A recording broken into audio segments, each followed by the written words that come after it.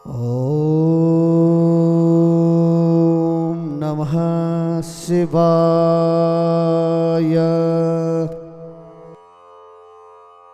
नागेन्द्रहाराय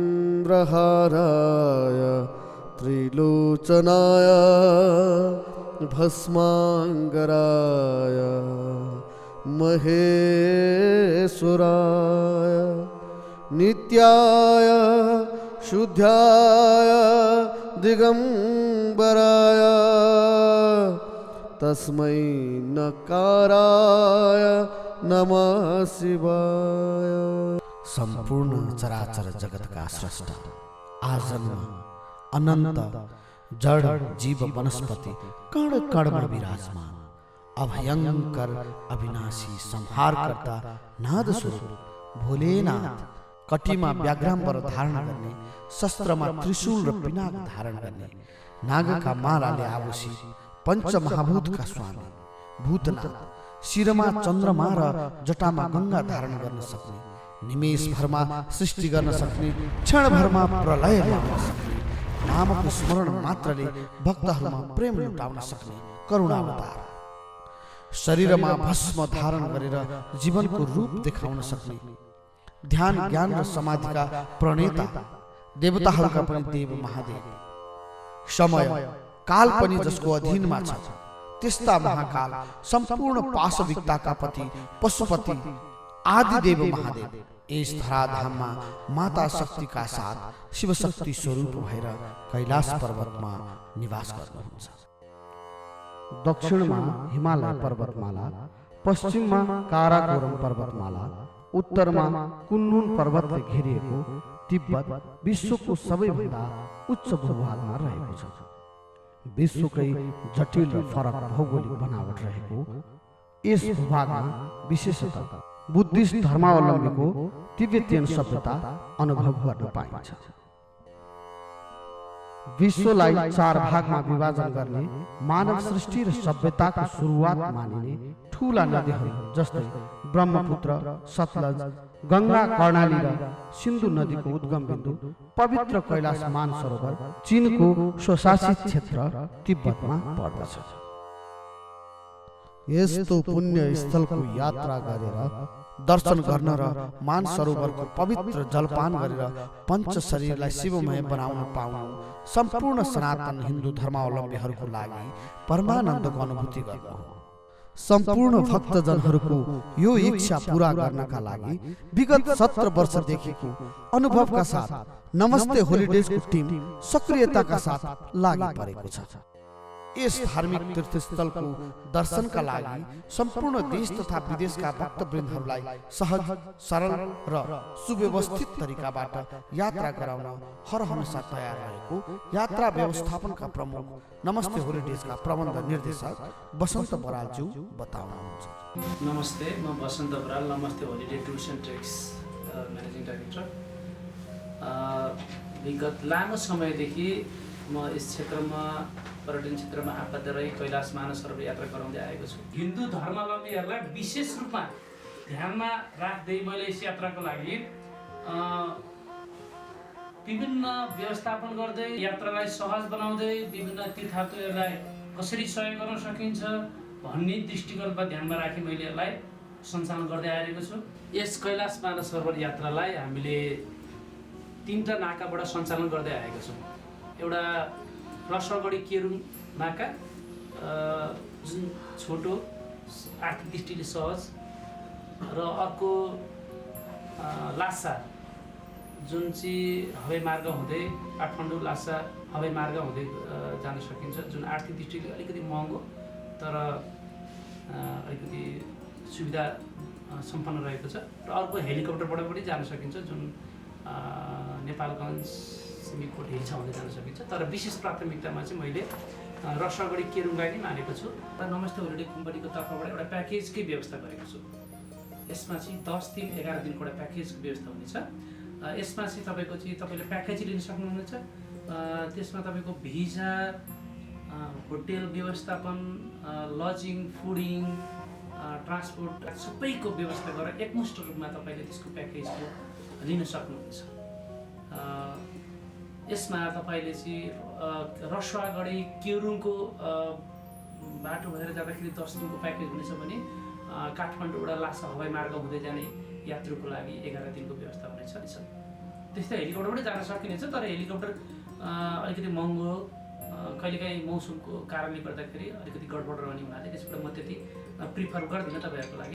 यस यात्रालाई हामीले आर्थिकको बाटोसँग मात्रै जोडेर हेरेका छैनौँ, सेवा नै धर्म भन्ने भावना राखी सहजकर्ताको रूपमा हामीले काम गर्दै आएका छौँ। अब यो यात्रा गर्दाखेरि सबभन्दा पहिले तीर्थयात्रीहरूले ध्यान दिनुपर्ने विषय भनेको सबैभन्दा ठुलो कुरो स्वास्थ्य, आफ्नो स्वास्थ्यलाई पहिलो प्राथमिकता राखेर हामीले यात्रा सञ्चालन गर्नुपर्ने हुन्छ। तपाईँको स्वास्थ्य नै सबभन्दा ठुलो महत्त्वपूर्ण कुरो हुन्छ। त्यसपछि हामी भगवान्को तीर्थस्थलमा जाने हो, शिवको धाम, कैलाशपति महादेव, शिवको वासस्थान, माता पार्वतीको वासस्थान, अनि त्यससँगै रहेको मानस सरोवर तालको विशेष यात्रा गर्दाखेरि हामीले विशेष केही कुरालाई ध्यानमा राख्नुपर्ने हुन्छ। जस्तै यसमा चाहिँ 4000 मिटरभन्दा माथिल्लो सतहमा गइसकेपछि स्वास्थ्यले अलिकति अङ्ग्रेजीमा यसलाई हाई एल्टिट्युड भन्छ भनेदेखि यसमा नेपालीमा चाहिँ लेक लाग्ने समस्याहरू आइपर्ने हुने भएको हुँदाखेरि विशेष त ध्यान दिनुपर्ने हुन्छ। 4000भन्दा मिटर माथि गएपछि अलिकति अक्सिजनको समस्या, थोरै अक्सिजनको मात्राको समस्या हुने, सास फेर्न गाह्रो हुने, अप्ठ्यारो महसुस हुने लगायतका केही समस्याहरू आउँछ। यसका लागि नै हामीहरू कटिबद्ध लागेका छौँ। यसैको लागि नै विगत 17 वर्षदेखि नै हामी यसमै लागेका छौँ। त्यसैले कम्पनी छनौट गर्दा पनि ध्यान दिनुपर्ने हुन्छ तपाईँहरूले विशेष त। र यसको लागि औषधि उपचार, तपाईँहरूको सेवाका लागि हामीले त्यो अनुसारको एम्बुलेन्स, रेस्क्यु गाडीको व्यवस्था, हरेक कुराको व्यवस्थापन हामी गर्दछौँ। यसको लागि तपाईँहरू ढुक्क भएर हामीसँग यात्रा गर्न सक्नुहुनेछ। र सबैभन्दा ठुलो कुरो त तपाईँहरूको यात्रीहरूको, तीर्थालुहरूको सन्तुष्टि नै हाम्रो सफलता हो भन्ने मूल मन्त्र व्यक्त गर्छ।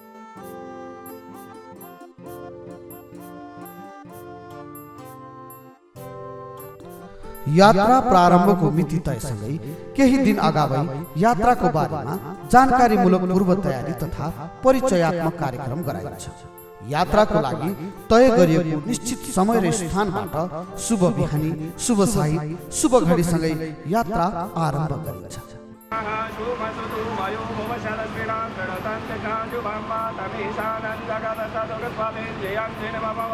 मंगलमांगल्ये शिवे सर्वार्थ साधिके शरण्ये त्र्यंबके गौरी नारायणी नमस्ते। मंगलम भगवान् सर्वकार्येषु सर्वदा। श्रीमन्महागणाधिपतये नमः। इष्टदेवताभ्यो नमः। कुलदेवताभ्यो नमः। ईश्वरी माता की जय। आसमान सरोवर यात्रा की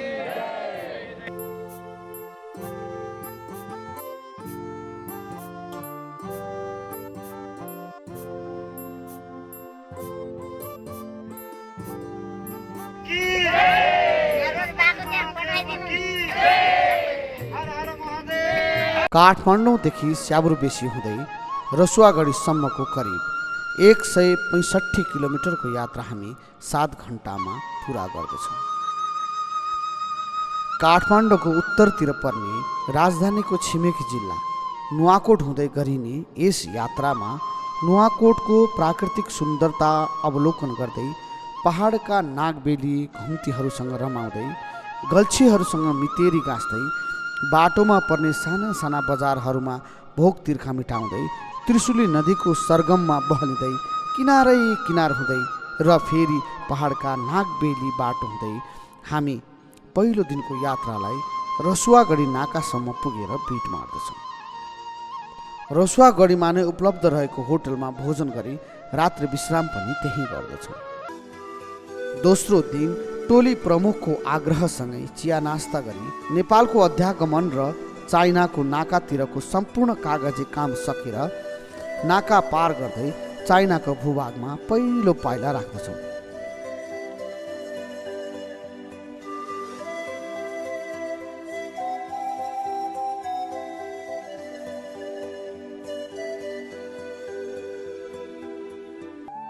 नमस्ते होलिडेजकै माताहतमा रहेको चाइनापट्टिको गाइडले सबै यात्रीहरूलाई स्वागत गरी खादा लगाइदिइसकेपछि उसैको निर्देशनमा रसुवागढीबाट अनेकौँ घुम्ती भन्ज्याङहरू हुँदै उच्च हिम श्रृङ्खलाहरूको मनमोहक दृश्यहरू अवलोकन गर्दै चाइनाको चिल्लो कालो पत्रे सडक र पहाड छेडेर बनाइएका अनेकौँ टनेलहरू पार गर्दै रसुवागढी नाकादेखि 24 किलोमिटरको दूरी तय गर्दै हामी केरुङ सहर पुग्दछौँ।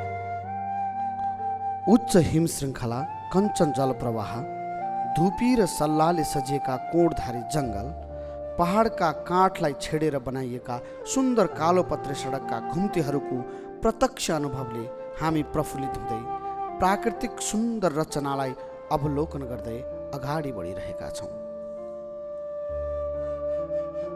यात्राका क्रममा नेपालपट्टि चाइनाबाट देखिने गणेश हिम श्रृङ्खला पर्वतले यात्रालाई अझ मनमोहक बनाउँछ। यो सुन्दर सहर केरुङ सहर हो। यात्राको दोस्रो दिनको विश्राम र भोजन यही सहरमा नै गरिन्छ।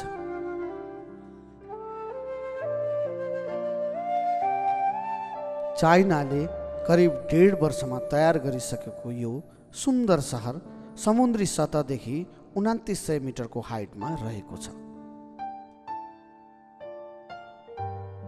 तेस्रो दिन तल्लो केरुङबाट यात्रा सुरु गरेर माथिल्लो केरुङ हुँदै विभिन्न प्राकृतिक सुन्दर दृश्यहरूको अवलोकन गर्दै हामी यात्रामा अगाडि बढ्दछौँ। यात्राकै क्रममा बाटोबाट देखिने अग्ला अग्ला पर्वतमालाहरू, श्वेत हिम श्रृङ्खलाहरू, कोणधारी जङ्गलहरू र पहाडले बनाइएका खोजहरू हेर्दा हेर्दै यात्रा गरेको पत्तै पाइँदैन। त्यसै गरी यात्राकै क्रममा पुगिएको उच्च समथर भागको तोरी खेती, जौ खेती र अनेक प्राकृतिक सौन्दर्यताले मन प्रफुल्लित बनाउँछ। जौका बालाहरूसँग झुल्दै र फाँटमा रहेका तोरीका फुलहरूसँग मितेरी गाँस्दै अगाडि बढ्दा अलौकिकताको अनुभूति हुन्छ।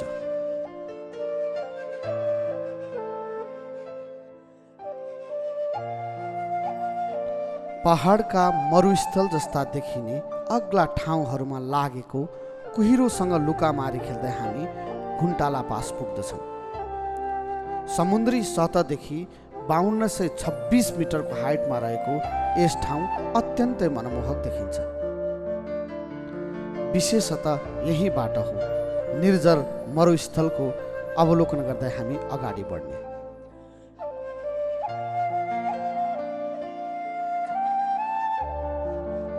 आदि हिम श्रृङ्खलाहरूलाई पछाडि छोड्दै र आधा हिम श्रृङ्खलाहरू सामुन्य महसुस गर्दै 160 किलोमिटरको दूरी 4 घन्टामा पार गर्दछौँ र समुद्री सतहदेखि 4500 मिटरको उचाइमा रहेको साँगा सहर पुग्दछौँ।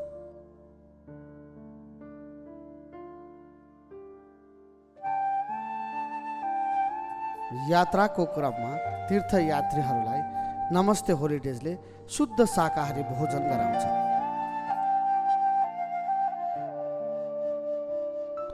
ब्रह्मपुत्र नदीको किनारमा रहेको यो साँगा सहर हो।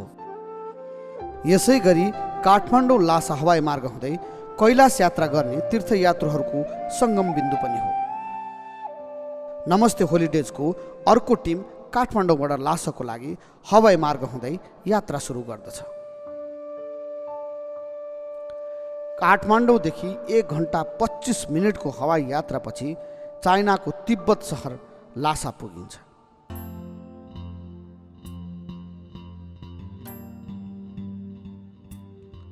लासा एयरपोर्टबाट नमस्ते होलिडेजकै मातहतमा रहेको चाइनिज गाइडले सम्पूर्ण तीर्थयात्रीहरूलाई लिएर यात्राको पहिलो विश्राम स्थल लासाको होटलमा पुर्याउँछ।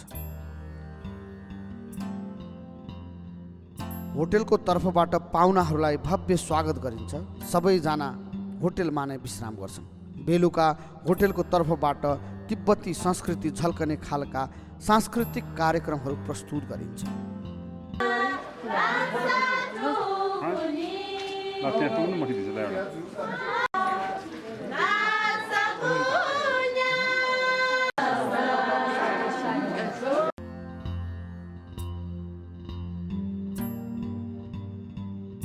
Glory and into the dinner. Now the first performance is Tibetan Namadorshe.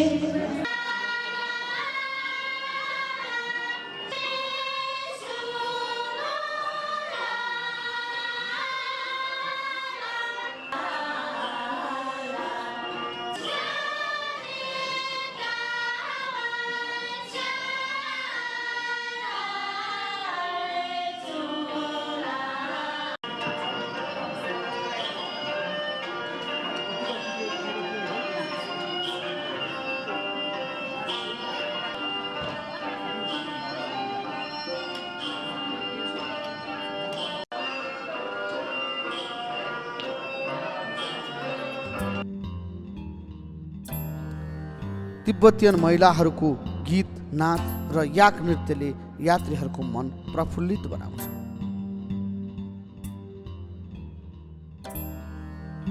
दोस्रो दिन बिहानको नास्ताहरू लिइसकेपछि लासा सहर घुमेर पौराणिक कला कौशल र आधुनिकता अवलोकन गर्ने क्रममा गाइडले पोताला दरबार, जोखाङ गुम्बा जस्ता ठाउँहरू घुमाउँदै सुन्दर लासा सहरको बारेमा जानकारी दिँदै सहर घुमाएर होटेलमा नै ल्याइपुग्छ।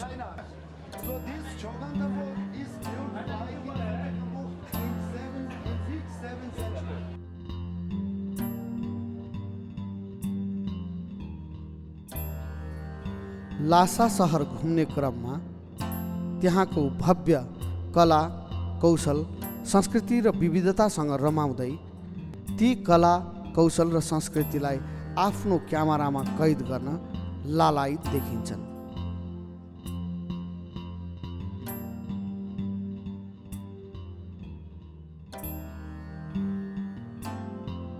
तिब्बती कला कौशलको अनुपम नमुना यो जोखाङ गुम्बा हो।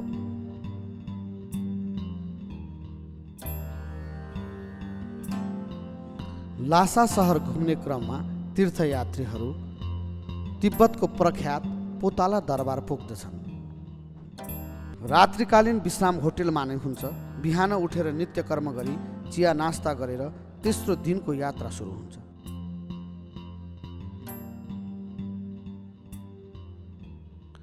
यात्राको क्रममा तीर्थयात्रीहरूलाई गाइडले यात्रा गर्दै जाँदा आइपुग्ने ठाउँको बारेमा वर्णन गर्दै जान्छ।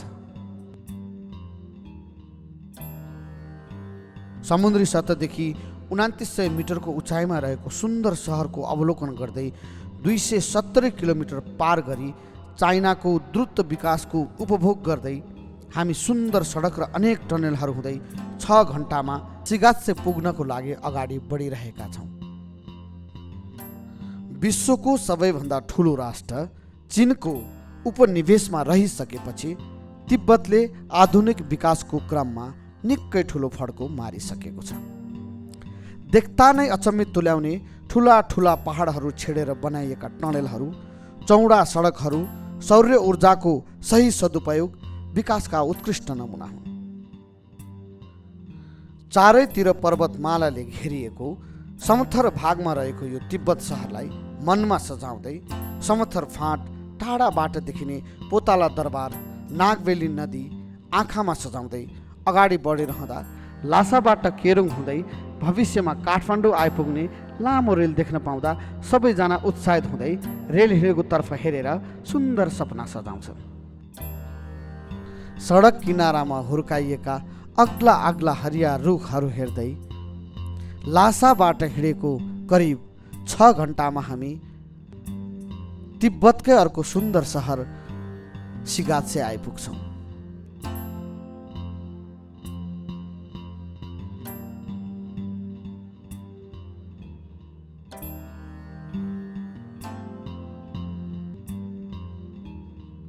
त्यस दिन सिगात्सेमै रहेको होटेलमा विश्राम गरेर बिहान उठी नित्य कर्म सकिसकेपछि होटेलले उपलब्ध गराएको शुद्ध शाकाहारी नास्ता गरेर हामी सिगात्सेबाट साङ्गाको लागि अगाडि बढ्दछौँ।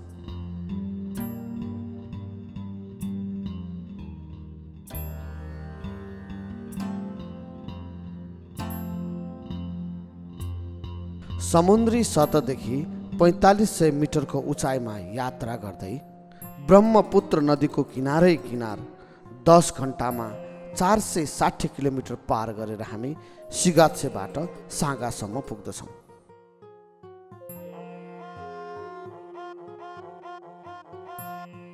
केरुङ मार्ग हुँदै यात्रा गर्ने तीर्थालुहरू र काठमाडौँ लासा हवाई मार्ग हुँदै यात्रा गर्ने तीर्थालुहरूको सङ्गम बिन्दु साँगा सहर पुगे पश्चात यसै कम्पनीका सहयोगी कुक र शेर्पा टिमहरूको न्यानो स्वागतसँगै बेलुकाको भोजन गरी एक रात साँगामा नै यात्रा विश्राम गरिन्छ।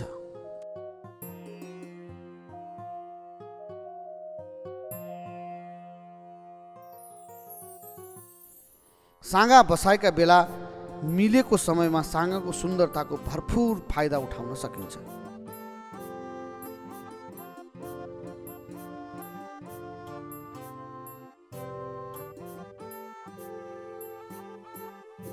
बिहान चिया नास्ता सकेर साँगाबाट मानसरोवरसम्मको यात्रा सुरु हुन्छ।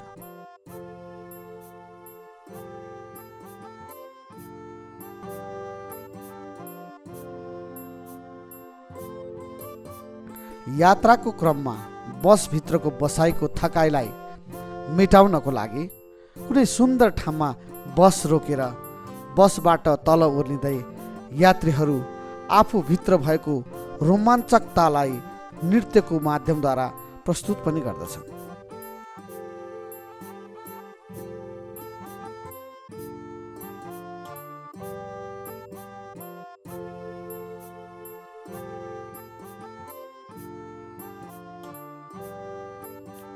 ठुला ठुला समतल फाँटहरू अग्ला हिमश्रृङ्खलाहरूको प्रत्यक्ष अनुभव गर्दै समुद्री सतहदेखि 4500 मिटरको उचाइमा रहेको तिब्बतका विभिन्न सुन्दर ठाउँहरूको अवलोकन गर्दै चाइनाले यातायात, सञ्चार, बिजुली र अन्य धेरै कुराहरूमा गरेको द्रुत विकासहरूलाई नजिकबाट निहाल्दै 466 किलोमिटरको दूरी पार गर्न मानसरोवरतर्फ अगाडि बढिरहेका छौँ। साँगादेखि मानसरोवरसम्मको यात्रामा नै सम्पूर्ण यात्रीहरूले पहिलोचोटि कैलाश, मानसरोवर र राक्षस तालको अद्भुत दर्शन प्राप्त गर्दछन्।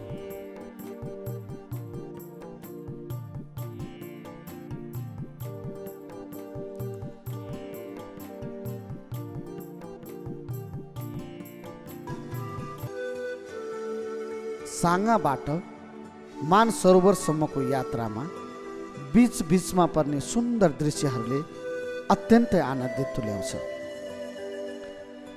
तीर्थयात्रीहरू त्यसको मजा लिनको लागि बीचमा बस रोकेर नै ती दृश्यको अवलोकन गर्दछन्। एकछिन सुस्ताएपछि फेरि मानसरोवरको लागि अगाडि बढ्दछन्।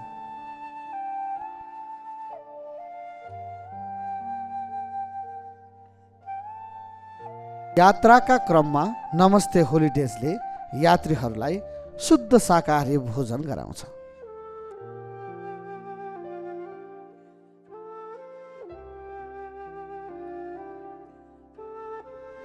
भोजन गरिसकेपछि पुनः हामी मानसरोवरको यात्रालाई जारी राख्दछौँ।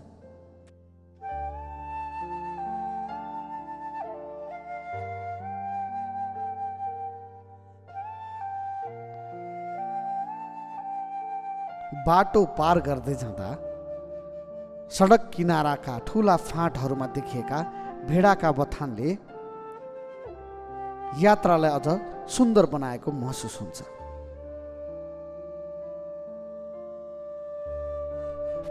साँगाबाट प्रस्थान गरेपछि हामी नेपाली समयअनुसार करिब 2 बजेतिर होर्चु भन्ने स्थानमा पुग्दछौँ, जहाँबाट एकैचोटि कैलाश पर्वत र मानसरोवर तालको दर्शन प्राप्त हुन्छ। विश्वको सबैभन्दा उच्च स्थानमा अवस्थित पवित्र जलको भण्डार रहेको ताल नै मानसरोवर हो। पौराणिक कथन अनुसार अमृत सरह मिठास भएको यस पवित्र जलको उत्पत्ति जगतको सृष्टिकर्ता स्वयं ब्रह्माजीले राजश्री भागीरथको तपस्याबाट खुसी भई महादेवले जट्टाबाट गङ्गा र मानसरोवर सृष्टि गर्नुभएको थियो, जसलाई पौराणिक कालमा झीर सरोवर पनि भनिन्थ्यो। यस मानसरोवर सृष्टिसँगै विश्व जगतको सृष्टि र निर्माणको सुरु यहीँबाट भएको मानिन्छ। मानसरोवर शब्द मानस तथा सरोवरबाट बनेको शब्द हो, जसको अर्थ मनको सरोवर भन्ने बुझिन्छ। समुद्री सतहबाट 4549 मिटर उचाइमा रहेको यस पवित्र सरोवरको क्षेत्रफल 320 वर्ग किलोमिटर फैलिएको छ। मानसरोवर कैलाश पर्वतबाट 40 किलोमिटर दक्षिण दिशामा रहेको छ। यो ताल भगवान विष्णुको वासस्थान हो भन्ने रहेको छ। गर्मी याममा सरोवरबाट हिउँ पग्लेर जल बग्ने अवस्थामा डमरुको ध्वनिको आवाज सुनिन्छ। अहिलेको अवस्था देख्दाखेरि अति सरल, अति पवित्रता, अति रोमाञ्चित मानव प्राणी जतिले यो सबैले उपलब्ध गर्ने र आफू यो लोकको अन्त्यममा परलोक जानको लागि र समस्त पृथ्वीलाई मुक्ति गराउनको लागि यहाँ अति उत्तम जस्तो देखिन्छ। हामी यहाँको दिशाहरू मानव सरोवर कैलाश कुन दिशामा पर्छ, नदीको बहा कस्तो, अरू अन्य कुराहरू पछि भन्ने छौँ। आज हामी पहिलो भेटमा भगवान मानव सरोवरको सङ्गममा रहेका कैलाशवासी शङ्करजी मानव सरोवर जुन कैलाश हामी यस सरोवरमा बिहान 3 बजेदेखि 5 बजेसम्मको प्रातकालीन समयको स्नान प्रभावकारी हुन्छ भन्ने कुरा धार्मिक ग्रन्थहरूमा उल्लेख गरेको पाइन्छ। मानसरोवर तालसँगै रहेको राक्षस ताल पनि अत्यन्तै मनमोहक देखिन्छ। रात्रि विश्रामको व्यवस्था मानसरोवरमा नै मिलाइन्छ।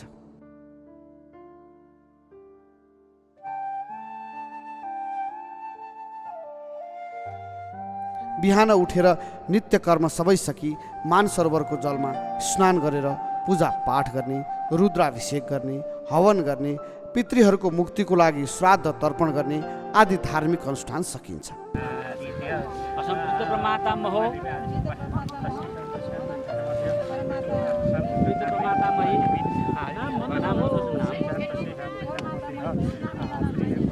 संसारको सम्पूर्ण तीर्थस्थल धामहरुकी निलिम्प निर्धरी धरतुनोति कृति सिन्धुर कला निधान बन्धुर सिर्यन्त गच्छनन्दर प्रफुल्ल नील पंकज प्रपञ्च कालिमा प्रभा बलम्बि कण्ड कण्डली रुचि प्रबन्ध कन्दरम् अस्प्रच्छितं पुरच्छितं भवच्छितं मक्खच्छितं गजाच्छितं तकच्छितं तमन्त कच्छितं भजे देवाय वासुदेवाय ओम वासुदेवाय वासुदेवाय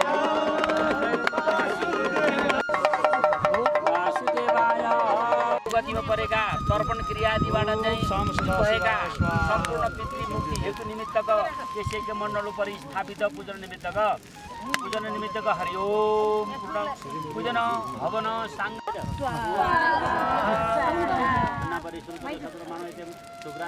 कैलाशपति महादेव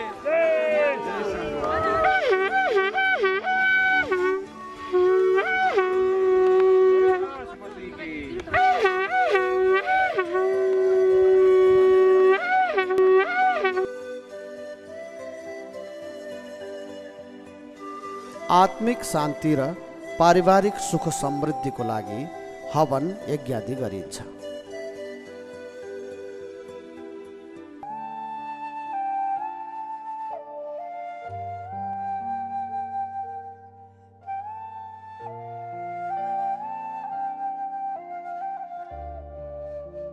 सम्पूर्ण धार्मिक अनुष्ठान सकिएपछि भोजन गरेर 4700 मिटरको उचाइ हुँदै 1 घण्टाको समयमा विभिन्न सुन्दर दृश्य अवलोकन गरी 40 किलोमिटरको दूरी पार गर्दै हामी मानसरोवरबाट दार्चीनसम्म पुग्दछौँ।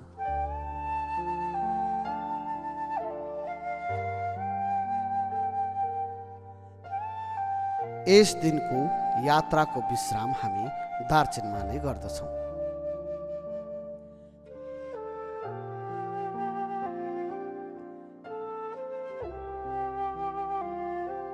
भोलिपल्ट यमद्वारको परिक्रमा गरी दिव्य कैलाश पर्वतको परिक्रमा गर्न पैदल यात्रा सुरु हुन्छ।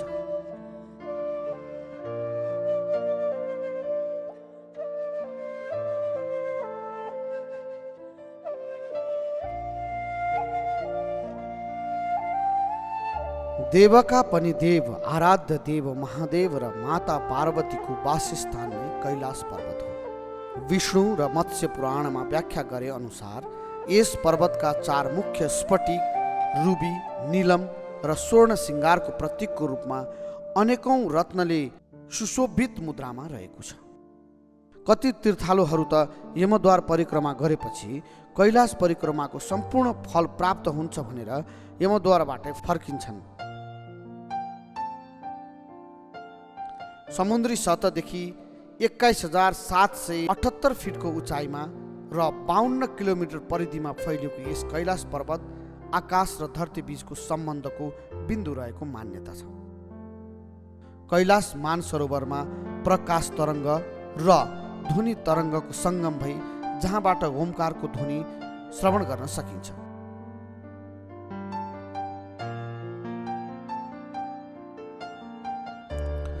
कैलाश परिक्रमाको पहिलो दिनको पैदल यात्रा सम्पूर्ण तीर्थयात्रीहरू आफ्नो मनोकांक्षा शिव भगवानका समक्ष राख्दै भोलेनाथलाई याद गर्दै अगाडि बढिरहेका छन्। यात्रा गराउने संस्थाले उपलब्ध गराएको गाइड, कुकहरूको साथ र सहयोगले अझ यात्रामा रोमाञ्चकता थपिदिन्छ। दोस्रो दिन देरापुगदेखि 22 किलोमिटरको यात्रा 8 देखि 10 घण्टाको बीचमा 4790 मिटरको हाइटमा रहेर गरिन्छ। कैलाशबाट निस्किएको भागीरथ गङ्गा कैलाश पर्वतको चरण स्पर्श गरी धरतीमा जलप्रवाह हुँदै मानव सृष्टि र सभ्यताको सुरुवात गर्दछ। बाटोमा देखिने विभिन्न प्राकृतिक सुन्दरताले यात्राको थकान पनि मेटाइदिन्छ।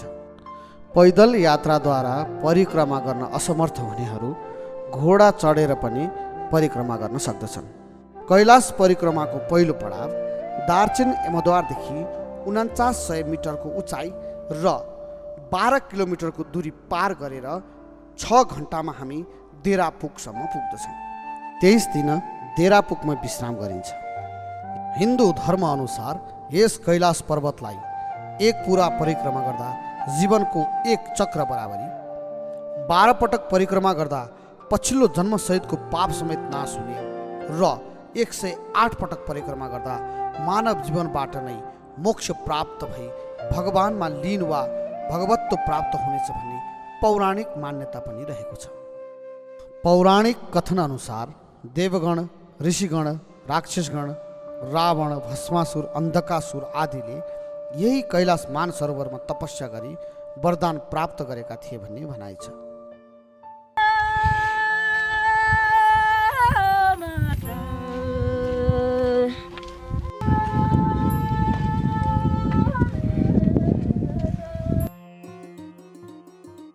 यो सुन्दर स्थान डोलमाला पास हो। समुद्री सतहदेखि 5630 मिटरको उचाइमा रहेको यो स्थान यात्राभरिकै सबैभन्दा अग्लो ठाउँ हो।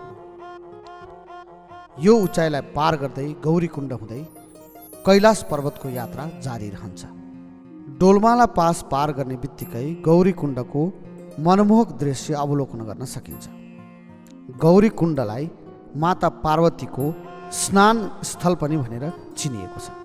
4790 मिटरको उचाइमा यात्रा गर्दै 22 किलोमिटरको दूरी 8 देखि 10 घण्टामा पार गरेर दोस्रो दिनको यात्रामा देरापुगदेखि जुतुलपुगसम्म पुग्दछौँ।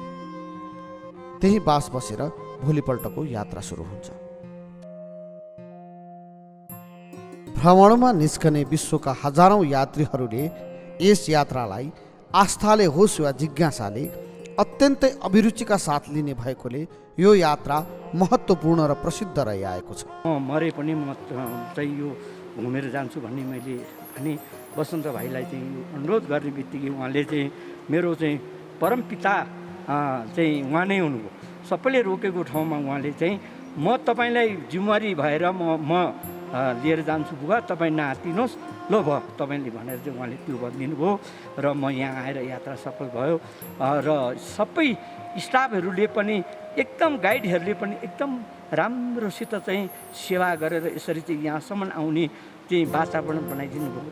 यसमा म यो सबै समूहलाई नै म मुरी धन्यवाद र पूर्ण फेरि आशीर्वाद प्रदान गर्छु।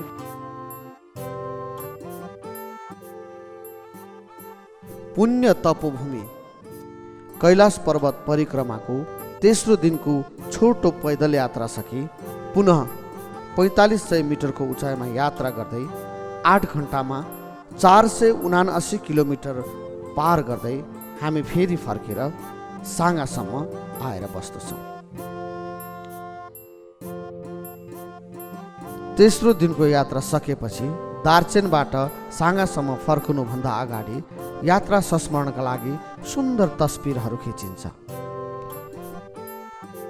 र कैलाश मानसरोवर यात्राको सम्पूर्ण आनन्दलाई मन मस्तिष्कमा राखेर दार्चेन साँगा हुँदै पुनः सोही मार्ग पछ्याउँदै कैलाश मानसरोवरको यात्रा काठमाडौँ आई समापन गरिन्छ।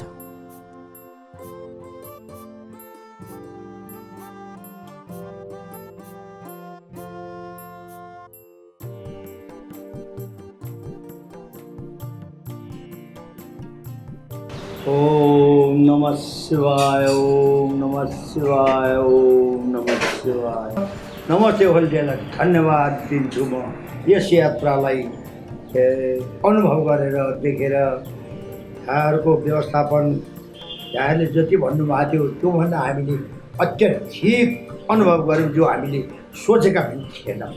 हामीहरूसँग गएका हामी 37जना गएका थियौँ हाम्रो चेलाचेली सहित हामी दादा क्षणमा तपाईँहरूका चाहिँ कर्मचारीहरूले हामीलाई हेर्दै पहिचान गर्दै तपाईँलाई कस्तो छ 5 मिनट 10 मिनटमा हरेकका मुख हेर्दै सोध्दै लिएर जानुभयो।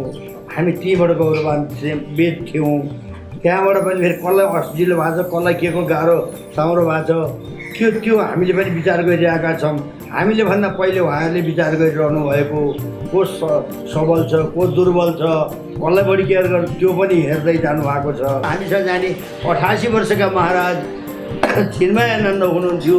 उहाँ पनि सहजमा नै आइपुग्नु भयो र अनि हिँडै जाने दिन बिहान कुन हस्पिटल लाने मिसन हस्पिटल पाटन लाने कि वीर हस्पिटल लाने आमालाई भनेको आमा पनि जाने बेला होइन म गएँ उतै बिच्छु भन्नु भिसा पासवर्ड बनिसक्यो मेरो यसै म त नगए छोड्दिनँ बरु सकिने छ भने केरङबाट फर्कन्छु भनेर पनि जानुभएको आमा त हाम्रो टिममध्ये सबभन्दा बलवान र हजिलो र नाच्दै र गाउँदै उहाँ आउन सक्नुभयो। तपाईँहरूले आफ्नो छोरालाई बाउले आमाले जतिको गर्छ त्यही तरिकाले केयर गरेर लानुभएकोमा पुर्याएर सहजमा ल्याउनु भएकोमा हामी के भनौँ मुखले वर्णन गर्न सक्दैनौँ। जस्तो हामीले पनि एउटा तपाईँलाई पायौँ।